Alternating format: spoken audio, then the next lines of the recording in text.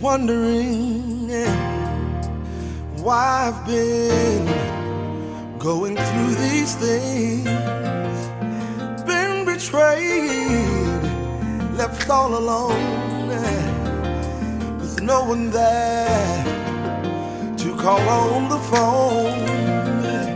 But that's when I realized, as I felt the pain so deep inside, that these were... Hi, I'm Kat Cunningham, physical therapist at Brooks Rehab Hospital. This is the new Neuro Recovery Center where we hope to optimize how much potential recovery people have after having a neurological injury such as spinal cord, brain injury, or a stroke, or other neurological conditions like Parkinson's and MS. So Miss Hazel Threat came to me about a month ago because 2 years ago she was in a really bad car accident, so July of 2008. And apparently she was kind of trapped in the car, I believe, for about an hour and just had ended up having a spinal cord injury like across her abdomen, where she pretty much lost sensation and movement in her legs. My dad, which is James Street, which was deceased in the accident, he asked us when we was leaving, and we told him we were leaving Wednesday because my husband was there for vacation. He said that we need to follow him back on Monday morning, which we got ready on Monday morning, and we was all preparing to go back home, and everybody was giving their goodbyes. And on our way back, my dad decided to go to the Huddle House over in Lake City. So we stayed there for a while and spent some time there, and we noticed he was acting a little strange. He wasn't the same, but everybody was happy. Mom was happy. And on our way coming back home, we was traveling down the road, and then all of a sudden, it looked as if my dad was pulling off on the side of the road. I can remember being on the way home from family reunion in Miami. I remember coming through Fargo. Between Fargo and Homerville, that's where the accident happened. I can remember the first time my husband drifting off to sleep, and I said, "You sleep, you want me to drive?" He said, "No, I'm okay. So you can relax." And the next thing I knew, we was turning over. And after that, I can remember being pinned with the seat belt around my shoulder, around me, and my head over down to my waist. After emergency crews arrived on scene, Hazel was airlifted to Shands Hospital in Jacksonville, Florida. Over the course of 5 days, Hazel underwent multiple major surgeries and was informed her husband was deceased. I asked my children, I said, "Where is James Henry?" They said, "He's at another place, Mama." I said, "Okay." And I didn't remember anything then, I think, until the next day, actually. I woke up with bars and screws on my hand. And I got up and walked when a therapist came in, and I walked that day. And around about 7 or 8 o'clock, I said, my boys came in and they said, "Mom, we got something to tell you." I said, "Well, I said, "No, I don't want to hear it, just don't tell me." Because I felt like my husband was dead. And I remember turning over in the bed. And when I turned over in the bed, I woke up again. It was late in the night. I remember not being able to pull my feet up. And I told him, I said, "I can't move my feet."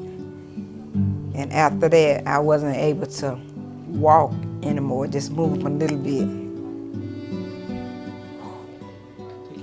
And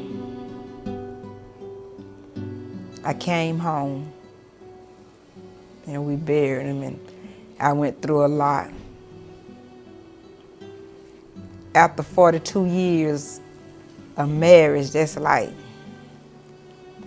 he was not only my husband, but he was my friend, and it was, I don't know. Since then, I hadn't walked. The specialist told me that, "Miss Thread, I can't promise you anything because it's been way over a year."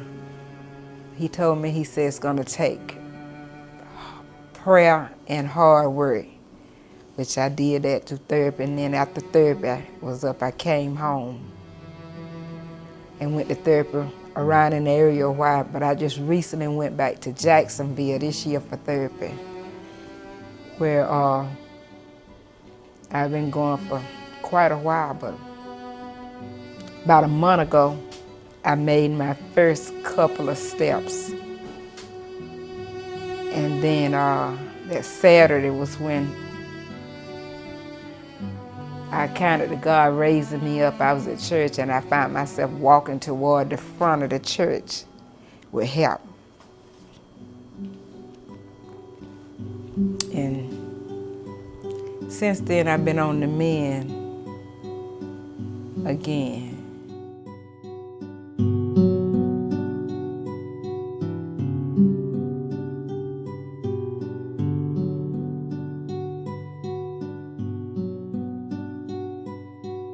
After receiving her miracle, Hazel, accompanied by her family, began traveling twice a week to Jacksonville, Florida, to Brooks Rehabilitation Hospital for outpatient therapy.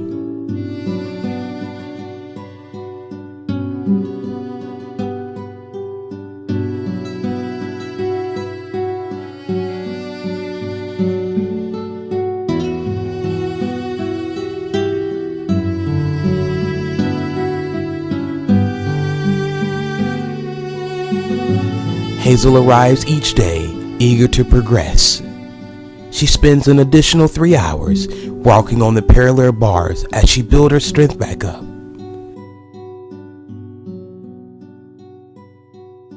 She works hard and returns home to prepare to make the trip again to continue her journey.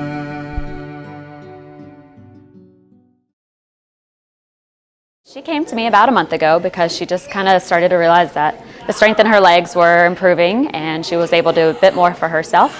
So for a month now, Miss Hazel has been working on what we call body weight supported treadmill training, where we use a harness, like a skydiving harness, and you stand them up. It's all computerized, so the computer knows how much of the weight to take off Miss Hazel. Since her muscles are weak, she can't support 100% of her weight, so the computer started off supporting about 50% of her weight, and she's now down to about 35%.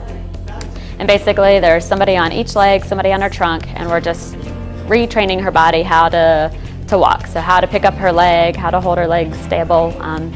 When she goes to take a step, how to hold her trunk up. And so she's now done this probably 8 or 10 times. And so since she's been coming to me for the last month, she has now tried walking at home with a walker with her daughters, and she's able to take a couple steps. She can now get herself in and out of the wheelchair by herself, which she couldn't do before. She can pretty much get herself in and out of bed with just a little bit of help, again, which she couldn't do before. Now I'm walking on a walker.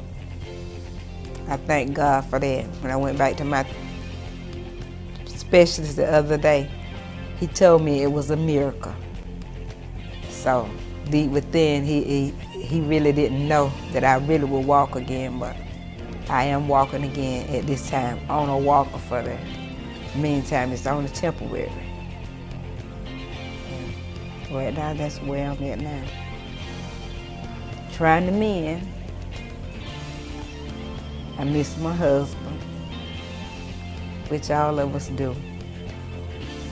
But the best part about it is I know he's going to be with the Lord, because we went to his family reunion and he repented, and I knew he went to be with the Lord, so I know I'll see him again. That's where I'm at right now, walking on the walker. Thank God for that.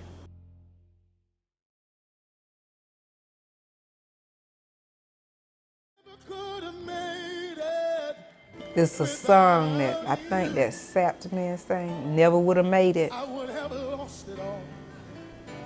I never would have made it if it hadn't been for God. I would have lost it. I would have lost my mind. I know that if it had not been for God. Because it wasn't always easy, most especially when you used to going and doing for yourself. And then all at once, there it is. But thank God for my children, my daughter and her husband. They moved in and she's right here, and they all help out. And my daughter, I call her, she's my boss, and